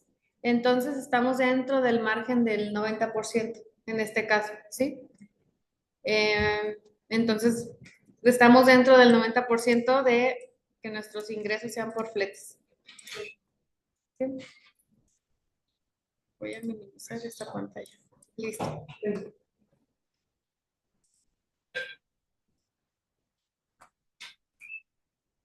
En este caso, la empresa lleva 11 millones. Nos vamos a la pestaña del IVA. El IVA es un ordenamiento el cálculo es como el ordenamiento de carácter general, como todos los regímenes, que es con base al flujo, ¿sí? Digo, en cuanto al IVA no hay mayor diferencia de un coordinado a una persona física, a una persona moral, es el mismo tratamiento. Claro, estando en la misma regulación que las deducciones autorizadas sean relacionadas a la actividad. En un coordinado, ¿cuál podríamos decir que es la mayor deducción? ¿En qué se nos va el mayor gasto? En mantenimiento, en combustibles, en casetas, ¿sí? Igual, cuidando que todo se pague mediante transferencia, mediante tarjetas electrónicas, vales, ¿sí? Evitándolo, pues, el efectivo. Bien, entonces, de aquí nos vamos a la parte de estímulos y facilidades. Vamos a ir por facilidades primero. Como les comentaba el licenciado Bulmaro, la facilidad de las casetas, no, perdón, la facilidad de la deducción ciega es un monto deducible al 8% de los ingresos. Por ejemplo, en el mes de marzo, me voy a ir a mi pestaña de ingresos. Yo tuve ingresos por 5.899.554, ¿sí? Ingresos cobrados. Ya. Mm, No, perdón. Sí, es el mensual. Entonces, mi tope para yo deducirme deducción ciega sería por el 8%. Yo solamente me puedo deducir 471.000 pesos en el mes de marzo por concepto de deducción ciega. Aquí lo tenemos, 471.000 pesos. Aquí lo tenemos, 471, que es el 8% de mis ingresos del mes de marzo. Yo, durante el mes de marzo, yo solamente tuve una deducción ciega de 40.000 pesos, o sea, muy por debajo de mi límite. Entonces, yo fácilmente me puedo deducir los 40.000 pesos para el mes de marzo para efectos de ISR, ¿sí? Solamente esto es para efectos de ISR. De esos 40,000 pesos que yo me voy a deducir, voy a pagar un ISR definitivo del 16%, que serían 6,500. El 16%, ¿qué le suena? ¿A qué tasa le suena? Al IVA, exacto, ¿sí? Entonces, es como que te cobro el 16% de ISR por el IVA que no me estás pagando, pero dejo que te deduzcas 40,000 pesos sin comprobantes fiscales, ¿sí? Es como que te doy, pero también no todo así a manos llenas, ¿no? Te doy, pero poquito. Esto es la facilidad administrativa. Ahora, aquí sí quiero hacer un poco de énfasis en esta parte en donde, ¿cuál sería mi base para yo decir de dónde yo saqué esos 40,000? Ah, fue un cálculo que ahí me inventé o que saqué del banco. O sea, ¿de dónde creen que yo, bueno, que una empresa sacaría, de dónde sacaríamos esta cantidad? De las renteras. Ujú. En la Esas liquidación. supuestamente emanan o nacen desde que hay voy a poner aquí el audio. Esas nacen desde una liquidación. Entonces, sí es importante que en la liquidación, ¿por qué? Porque en teoría, ¿cuál es el motivo de esta deducción ciega? Es porque los transportistas tienen que viajar y dependiendo del horario, del día y todo, es difícil que alguien pueda decirte, ay, mira, aquí tengo la factura, déjame, aquí traigo mi comprobante fiscal, ¿no? Y esto viene desde hace muchos años, entonces es difícil poder que tributen pues el talachero, el de la maniobra que va y regresa, por eso las famosas retenciones, porque pues eso es muy complicado poder fiscalizarlos. Entonces, ¿de dónde tiene que la autoridad partir para decir, ah, sí, fue de tu actividad? Desde la bitácora. Recordemos que en el transporte se tiene que llevar bitácoras de horas de trabajo, de gastos, de viáticos, bla, bla, bla, bla, bla, mucha información. Entonces, si en esa bitácora tú tienes a registrar, oye, hubo una talacha, hubo esta pensión, o sea, oye, pero es que son varios, sí, claro, pero nomás 1,000 pesos, 1,000 pesos, 1,000 pesos, 1,000 pesos, y cada quien lo va poniendo ahí. ¿Qué necesitas? Pues que esté en la bitácora, que tenga una nota, así que diga nada más, talachas, ¿no? 100 pesos. Lo registras contablemente y lo mandas a la cuenta que corresponde, entonces vas a tener ese soporte y documento que ampara que hiciste ese gasto para tu actividad, ¿no? Específicamente para tu actividad. Perdón, va, listo. Sí. Sí, entonces, o sea, nuestra base, nuestro soporte para decir, en este mes fueron 40,634, son las liquidaciones, ¿sí? Pues, en este caso, por ejemplo, yo llevo un acumulado a marzo de 182,000 pesos de deducción ciega, siempre cuidando que pues aquí a diciembre yo no rebase el millón. Si ya en octubre llegué al millón, pues yo ya no puedo seguir utilizando esta facilidad administrativa y en automático todos mis gastos se van a ir al no deducible. ¿Sí? Y ok, nos vamos a la parte de... estoy recordando algún otro dato más. No. Bueno, nada más para hacer un poco de información. Si yo tengo 1,000,000 en un ejercicio, son 12 meses. En promedio, yo no puedo rebasar de 83,333 pesos de deducción ciega, ¿sí? Al mes. Muy bueno. Bien. Nos vamos a la pestaña de estímulos. En la pestaña de estímulos que tenemos, el primero es el de las casetas. Bueno, de este creo que no hablamos de los estímulos. Ya no hemos hablado del estímulo, pero si quieres, lo ponemos o Bueno, yo creo que sí, vamos a explicar lo de los estímulos para porque como los voy a aplicar en el ejemplo para saber. ¿Quieres que ponga y que vaya para el estímulo? Sí, para antes de seguir con el ejemplo del cálculo, hablar de este tema, Ok, porque los vamos a aplicar. voy a proyectar entonces eso. Proyectar. Ya. Entonces voy a hablar de los estímulos para que vaya todo alineado. Ahí va. Entonces, voy a reemplazar el tuyo, porque Ok. lo sigo viendo. Listo, ya está. Bien, ok. Entonces voy a saltarme estos puntos. Aquí en vista voy a poner lo que es el panel de navegación para irme más fácil. A mí me encanta mucho en los Words siempre traer esta nomenclatura porque ayuda mucho a poder entenderlo. Entonces, fíjense cómo lo tenemos aquí planteado.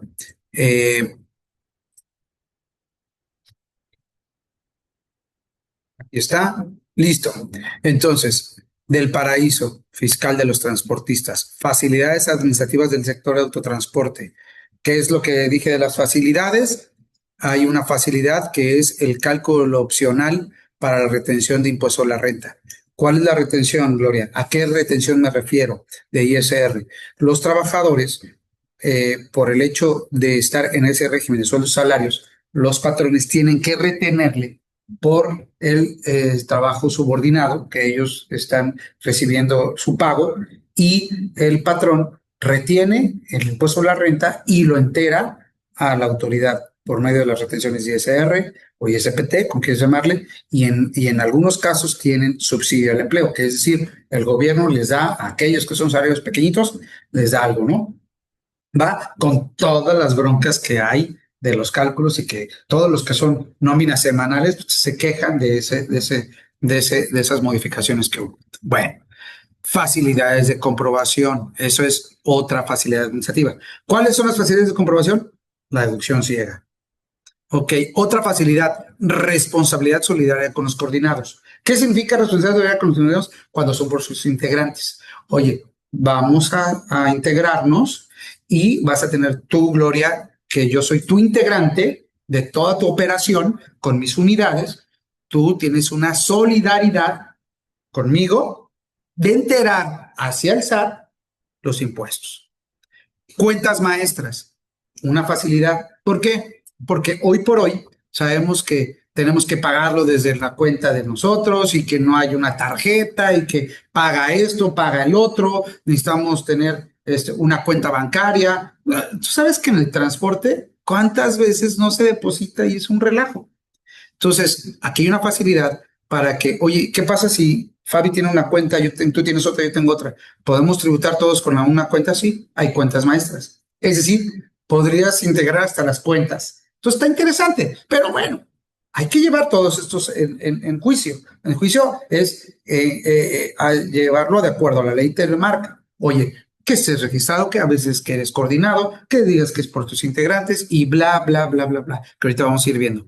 Concepto de responsabilidad solidaria con los coordinados, enajenación de acciones emitidas por empresas dedicadas al transporte de carga, aviso de opción para tributar a través de un coordinado, que habíamos dicho, adquisición de combustibles, es decir, aquí hay una facilidad. Si nosotros en la práctica normal de las personas morales y personas físicas, en el Código Fiscal de la Federación, te dice que todo gasto que sea arriba de 2,000 pesos tiene que ser por medios electrónicos. Llámale transferencia, cheque, bla, bla, bla.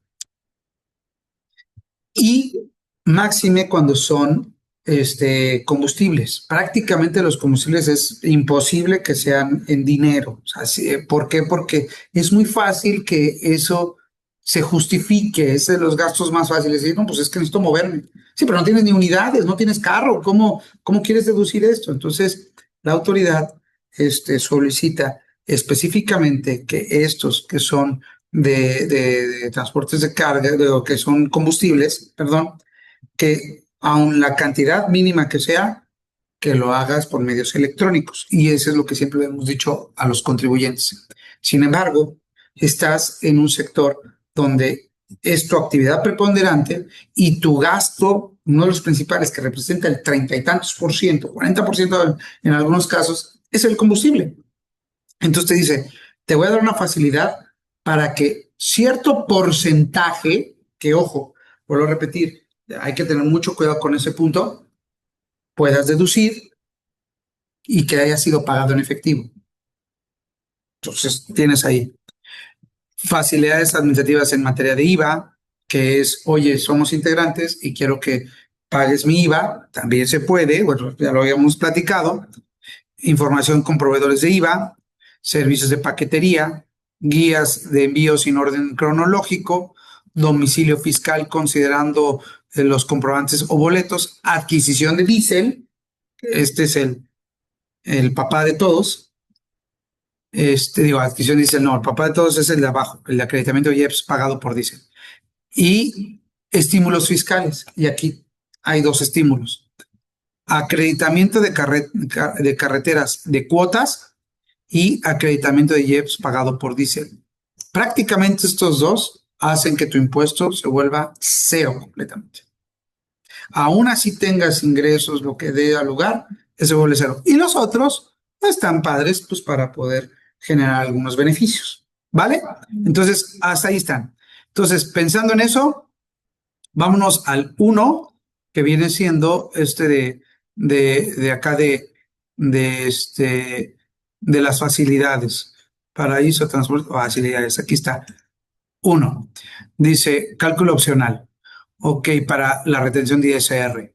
Artículo 9, fracción es 61, ¿no? Del decreto transitorio del impuesto a la renta 14, regla 2.1, resoluciones de facilidades administrativas.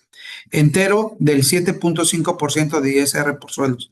Es decir, cuando tú tienes un trabajador y ese trabajador le vas a retener los impuestos, lo haces normalmente en el trabajo, es que tú tomas la tabla de la ley o de la resolución dependiendo del periodo que tenga de su nómina, semanal, quincenal, catorcenal, decenal, mensual, no importa. Y tomas esa tabla y en base a sus ingresos aplicas la tabla y le haces la retención y el cálculo que le corresponde al trabajador para poder enterarlo. Pero pues, la mayoría son sueldos fijos y hay unas partes variables y todo, sí, pero el común es tomar la tabla, es un periodo y está muy sencillo. Pero a diferencia del transporte de carga, el problema no es ese. El problema es que los operadores, cada cuando le pagas, a los operadores le pagas cada vez que regresan de viaje. Prácticamente van, regresan y al día siguiente, 2 días, máximo, dependiendo de las políticas de la empresa, una semana, le estás pagando su viaje, ¿no? Le estás liquidando su viaje, pues se llama liquidación. Entonces, para ellos, donde puede ser un viaje de 2 días, un viaje de 5, un viaje de 15 días, es muy complicado porque tú tienes tablas ya preestablecidas, semana, quincena. Entonces, tendrías que irte al diario, multiplicarlo por los días y haces una serie de cálculos y cálculos y cálculos para poder sacar por 2 días cuánto le corresponde de impuesto sobre la renta, ¿no? Retenerlo. Entonces dice la autoridad, ok, va, te voy a dar una facilidad de que en vez de que utilices toda la tabla, te vayas fácilmente por el 7.5. ¿Qué ventaja hay? Para que podamos percibir esa ventaja, nada más que encuentre el Excel, acá está. Tenemos que también les hice por ahí llegar. Y miren, acá está. Un trabajador que gana 44,000 pesos al mes, la tradicional es, oye, pues lo tengo dado de alta y pues así, liso y llano, y con las facilidades, es que si ganara 44,000 pesos en el mes, en base a la tabla, tendría el cálculo que restarle de esos 44 al límite inferior para que me dé el excedente, buscar en base a eso qué tasa le corresponde, que es la tasa del 23.52 que está en este sector, ¿no? Déjame ponerle aquí control 1. Listo, ahí está. Ese sector le toca la tasa del 23%. Entonces, ya de ahí, con ¿qué crees? Lástima, Margarito, ¿no? Vas a pagar muchísimo más la cuota fija. Es decir, le queda una retención por 44,000 pesos a un trabajador de 8,000 pesos. Y con la facilidad, si tú multiplicas ese 7% por los 44, son 33,300. Es decir, mucho menos cálculos, más fácil, más rápido y te ahorras un 58,78%. Claro, por supuesto. Es que no se puede comparar. No puedes comparar una tabla que va del 6,4, o sea, es decir, al único que le podría perjudicar es el que gana 6,000 pesos al mes. ¿Qué operador gana 6,000 pesos al mes? O sea, trabajando todos los días, ¿verdad? No. Ahí. Entonces ya de ahí para arriba, ya lo que caiga es ganancia. ¿No? ¿Estás de acuerdo? Y ojo, aunque nos diga para el gobierno, en el promedio de los operadores transportistas, dicen que ganan 8,000 pesos. Tampoco, no es cierto, no ganan 8, ganan muchísimo más. En la realidad, un operador de carretera, de tráiler, de caja de 53 pies, está ganando de carga general, debe estar ganando unos 40,000 pesos. Bajita la mano. Por lo menos están esos números, rondando esos números. Entonces, pues lógicamente sí hay un beneficio fiscal importante para ambas partes. ¿Por qué digo para ambas partes? Porque no es lo mismo que el operador gane 40,000 pesos que gane 30 y tantos, ¿no? 38, ¿no? 34, 36 sería. ¿Sale? ¿Va? ¿Sí? Entonces sí hay una ventaja ahí, ¿no? Está interesante. Muy bien. Entonces se dice, oye, el 7,5 sale las personas con ese título. Dice, podrán enterar el 7,5 por concepto de retenciones por los pagos realizados de acuerdo al convenio que se tenga celebrado con el IMSS para el cálculo de las aportaciones de dichos trabajadores en la Canacar. Y aquí es donde viene lo interesante. ¿Qué es esto de el acuerdo IMSS-Canacar? Lo que sucede es que la Canacar tiene un convenio con el Seguro Social y dice, oye, pues es que, mira, es un relajo poder estarle calculando así a los trabajadores. Tú ponme las reglas de cuánto debe de estar cotizando un trabajador, operador de tráiler, y te ponen diferentes categorías para que podamos darlo de alta así en los términos que tú me digas y me hagas más fácil la vida para poder enterar esos impuestos y no estar batallando con todas las modificaciones y variables que vienen. Es decir, si no fuese así, la regla te diría, un operador tendrías que darlo de alta con un salario variable, ¿no? Exacto. Y cada bimestre, los primeros 5 días, hacer el cálculo de todos los operadores con todos los ingresos que tuvieron en ese periodo bimestral para poder hacer el cálculo. Más aparte todas las broncas que tenga de impuesto de la renta, ¿no? Y más ahora con el subsidio. Entonces, oye, ayúdame a quitarme de broncas. ¿Cuáles son las ventajas que tiene una empresa al tener el acuerdo del IMSS-Canacar? Aquí hay un boletín que me gustó y que se los pongo de una opinión de un despacho. Dice, respecto al acuerdo del Consejo Técnico del IMSS celebrado entre el organismo Canacar y lógicamente el IMSS, hemos tenido conocimiento como firma a lo largo del tiempo y en el que se da a conocer productos de las negociaciones entre ambos organismos.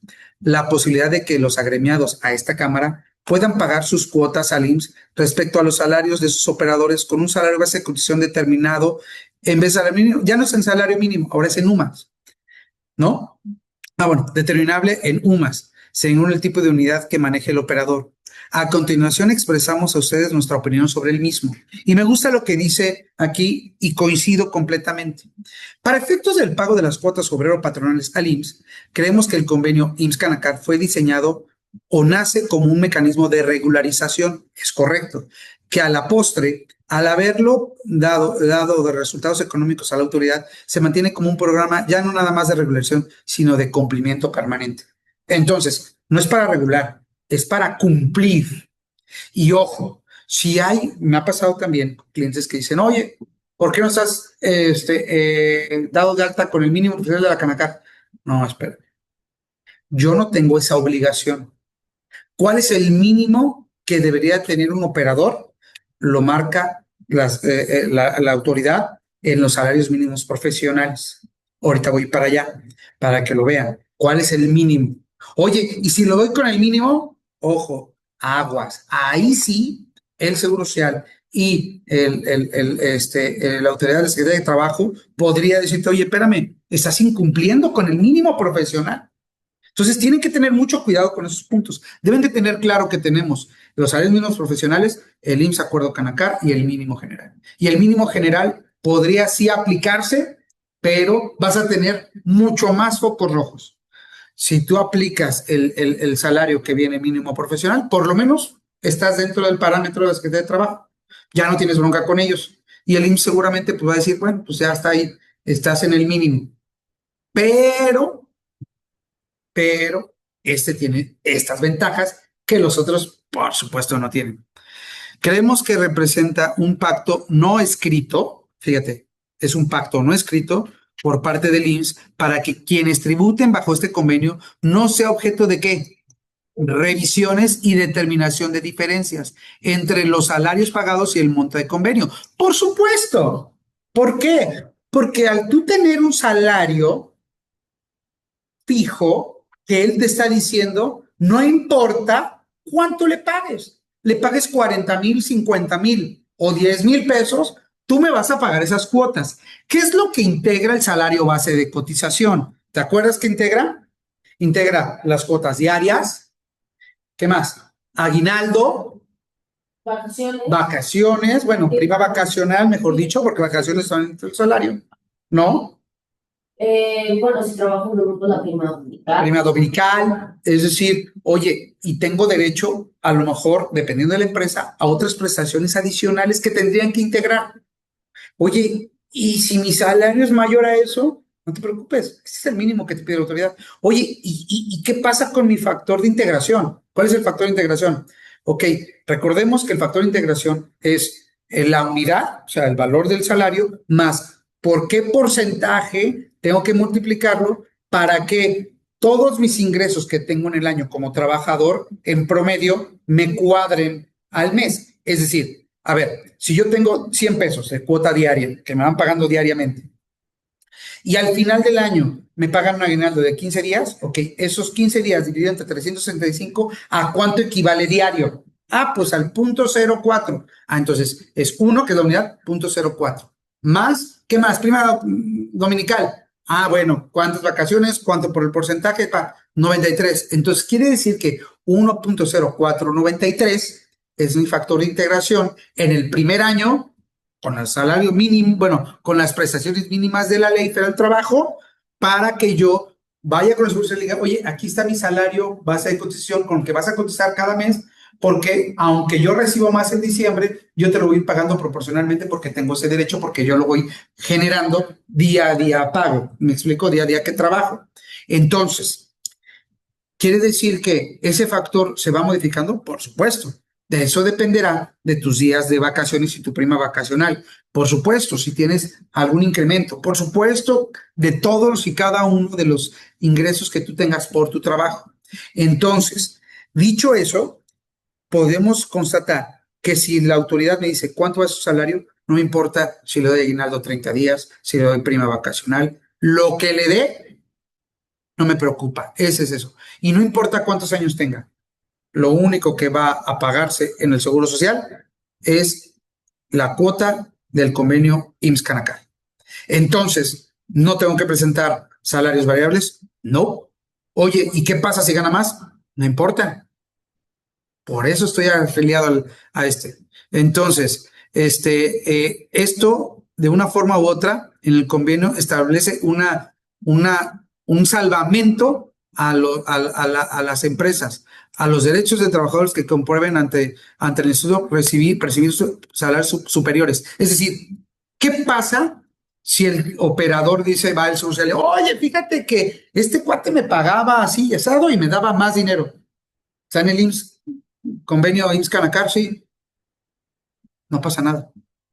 No te puedo hacer nada. ¿Por qué? Porque estamos en ese convenio y tú aceptaste este salario, que no es chico, sí hay que pagar, por supuesto, pero ¿vale la pena? ¿Vale la pena una revisión? ¿Vale la pena la carga administrativa? Yo digo que puede valer la pena, ¿no? En cuyo caso se fincarán los capitales constitutivos que procedan. Esto confirma que pareciera que no habrá determinación de diferencias ordinarias, más sí podrán fincarse créditos fiscales por las diferencias entre los salarios realmente pagados y el salario del convenio. Cuando se trastoquen los derechos del trabajador de los capitales constitutivos. Es decir, sí, claro, mientras no transgredas los derechos del trabajador. ¿Sale? ¿Va? Que por lo general 44,000 pesos es un buen salario, ¿no? ¿Sale? ¿Va?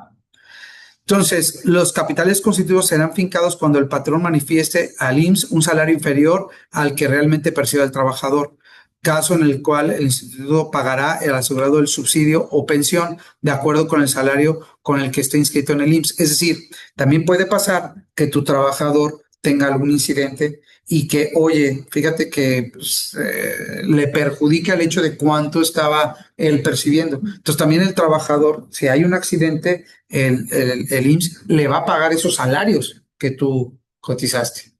Entonces, aquellas empresas que pagan salarios superiores en relación del convenio deben estar conscientes en un aparente beneficio tácito con el latente riesgo del capital constitutivo.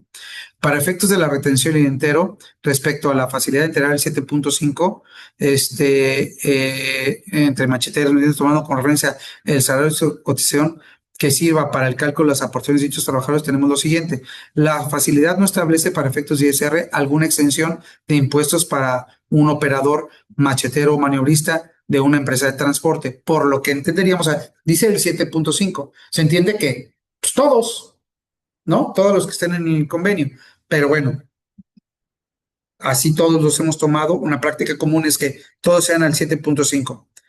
Esta facilidad dirigida a los patrones, por lo que entenderíamos que queda a salvaguarda de los derechos de la autoridad de exigir a los trabajadores como contribuyentes el pago de ISR que corresponda por sus ingresos anuales obtenidos. Es decir, oye, ¿y eso pues le beneficia al operador? Sí, mientras no rebase, ¿cuánto es el umbral?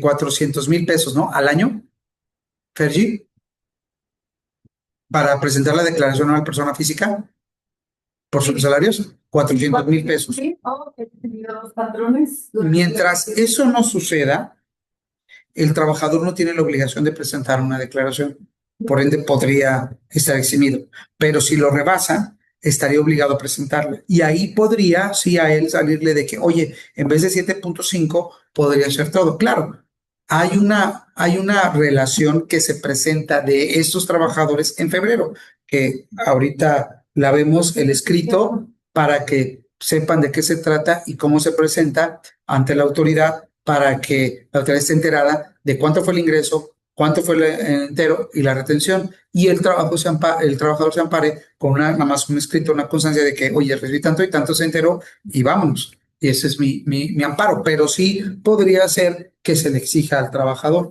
pero a la empresa, pues en vez de pagar el 23, paga el 7.5, entonces está muy bonito, ¿no? ¿Va? O sea, al fin y al cabo le ayuda, ¿no? Entonces, al ser una facilidad en materia de retención, entendemos que lo que busca es simplificar el cálculo de la misma, por lo que prudentemente recomendamos que el importe 7.5 sea retenido efectivamente al trabajador. De interpretación al patrón, que la facilidad no lo obliga a retener, ciertamente la contingencia es mínima, ya que finalmente el patrón enteró al erario público el monto obsequiado por la facilidad.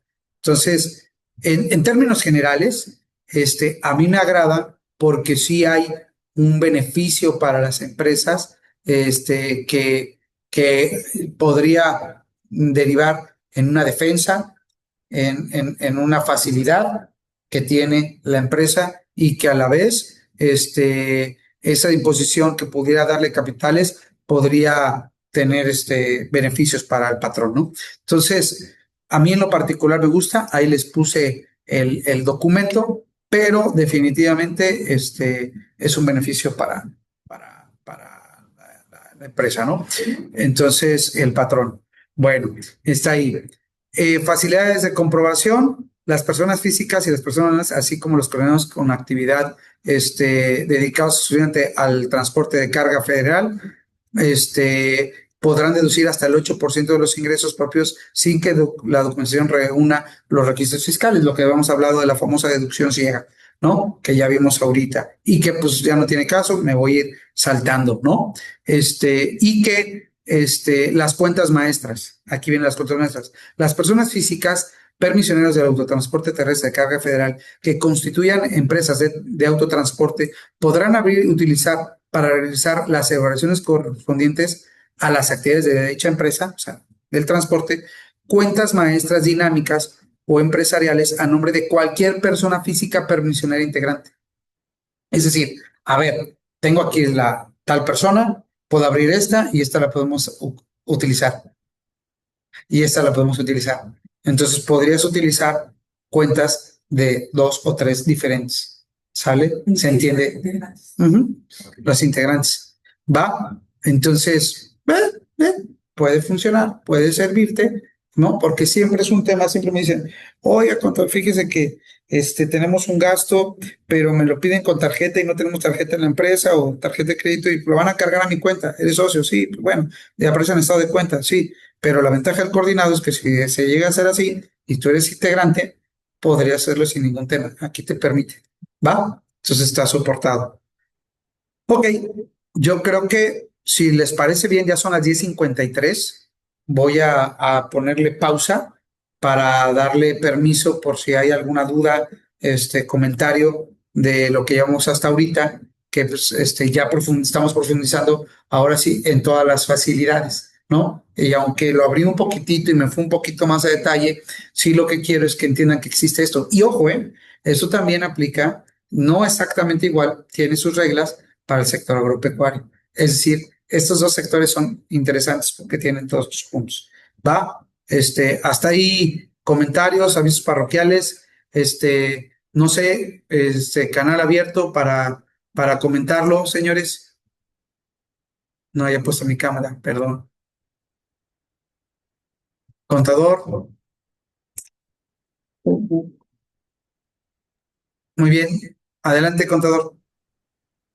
Estaba checando, contador, por un lado, la cuestión que en algún caso afecta Levantó lo la mano el económico. contador, pero no lo escuchamos, contador. Sí, ¿me escucha ahí? Otra vez, no, seguimos sin escucharlo. Cheque. Ya sé por qué. A ver, ¿yo? ¿Ya? ¿Ya me escuchan? Ya, perfectamente, era yo. Disculpen. Sí, mire, la cuestión que estaba yo revisando por un lado, estaba viendo un aspecto primero, lo que era, por ejemplo, estar incorporado a la Canacar. Ya vi que inclusive pues, sale un costo como de 1,400, 1,500 pesos por unidad de incorporarse. Si es una empresa de 100 unidades, estamos hablando de 100,000 pesos de anualidad con la Canacar y eso da la facilidad, en algún caso, de la parte de tener retenciones del 7,5 para ISR, que inclusive estoy checando que ese 7,5 que retendría unos choferes, pues bueno, ya retenido, antes de enterarlo al SAT, también tengo la facilidad del estímulo fiscal, ¿no? Sí, claro, tienes Pero, estímulos fiscales y podrías. Del IEPS, sí, claro, del IEPS, sí. O sea, es decir, ni lo pagarías. Claro. sí, ya nada más la situación es de que el salario base de cotización de Canacar sí es un poco elevado. Está checando ahí entre 500 a 1,500 pesos dependiendo de las unidades, ¿no? Y Sí, la carga social es muy grande también. Entonces, bueno, estamos como que en la balanza, ¿verdad? sí, es que sabe que del año pasado a incrementó en un 100%. Es decir, traíamos, miren, aquí lo voy a A ver si lo tengo por aquí. Inclusive les puse no el instructivo, para poder llenar el formato para llenar lo del IMSS Canacar y poder inscribirse. Pero, mire, déjeme, voy aquí a ponerlo. Canacar. Listo. Ahí está, en el 2.1. Aquí está. Listo, lo voy a proyectar. Estaba.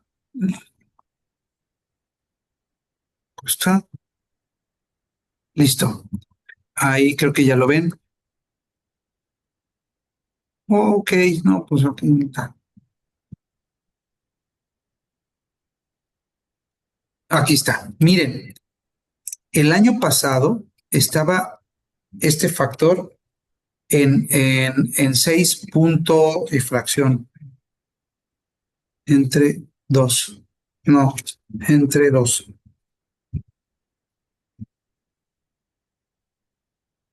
Estaba así, para que se den una idea. Así estaba. El año pasado estaba en 755 pesos. Del año pasado acá incrementó exponencialmente. O sea, se vino ahí un acuerdo muy, muy, muy fuerte. Muy, muy fuerte. Es decir, realmente, aunque subieron el salario mínimo en un 12%, reales, en términos reales, subió un 100% el costo de la vida y que en el Seguro Social sí le dio un golpe muy fuerte a este desacuerdo. Realmente es un golpe fuertísimo para el sector de transporte, porque ¿qué va de 1,500, de 755 a 1,500? O sea, realmente sí fue un golpe fuerte, imagínense. Entonces, sí coincido con usted, pero sí tiene esas ciertas ventajas. A mí, por ejemplo, ¿qué me preocuparía? A mí me preocuparía una empresa que tuviera, que les pagara a sus operadores de una forma, que tuviera liquidaciones y que no tuviera soporte. Aquí automáticamente no importa el monto, en teoría, por eso se llama que es el acuerdo, y podrías pagarle y hacerlo deducible de cada uno de los pagos. Entonces, oye, también cuánto te afecta o qué riesgo te pone ponerle y darle al operador, porque al fin y al cabo ganan más del mínimo, darles ese recurso o ese pago, ¿no? O sea, es decir, cuánto representa el comprar un documento para que tú puedas tener la justificación y con ese dinero le puedas pagar. Ahí es donde yo me preocuparía, ¿no? En ese caso. Y con esto te quitas de broncas, te quitas los salarios mixtos, variables, y se acabó. O sea, tienes ahí una opción, ¿no? Una opción que le va a permitir ayudarse al trabajador. Y pues es un gran porcentaje, o sea, el ISR es mucho menor y todavía lo aplicas con el estímulo. Sí, las cuotas horarias es altas, sí, pero hoy por hoy estás en ese riesgo todavía. Sirve como también un blindaje ante el INSS. Es un blindaje. Por las variables, digo, ya hemos tenido experiencias, revisiones de IMSS, que las variables te las hacen de emoción del empleado. Y por un mínimo bono. Así es. Entonces, pudiera hacerse como un blindaje. Es un blindaje, definitivamente es un blindaje. Y no importa los días, los momentos y todo. Está dentro de. Entonces, realmente te quitas de una gran carga administrativa, de una posible revisión y que eso derive de alguna fiscalización, ¿no? Entonces, hay que ponerlo en consideración, sí, es alto, sí, pero bueno, pues los montos, aquí es donde se vuelve interesante el costo-beneficio que podría tener. Oye, ¿que son altos? Sí, me queda claro, pero bueno, al fin y al cabo es una obligación. ¿Mande? ¿Sería diario?